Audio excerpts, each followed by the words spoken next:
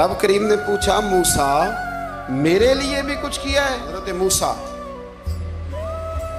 कलीमुल्लाह अला नबीना अलैहिस्सलातु सलाम पर अल्लाह करीम ने वही फरमाई, क्या मूसा, ए मेरे कलीम, मेरे लिए भी कोई काम किया है? अर्ज़ की, अल्लाह मैंने नमाज़ें पढ़ी, रोज़े रखे, तबलीग की। फरमाया वो तो आपकी जिम्मेदारियां थी, वो तो आपने अपने लिए किया, मेरे लिए भी कुछ किया है? रब करीम ने पूछा, मूसा मेरे लिए भी कुछ किया है? अर्ज़ की, अल्लाह ये सारा कुछ। फरमाया मालिक तेरे लिए किया। कहा ये तो आपने अपने लिए किया, आपकी जिम्मेदारियों में शामिल था। मालिक तेरे लिए क्या है? फरमाया किसी बंदे से मोहब्बत की है कि ये अल्लाह का बंदा है?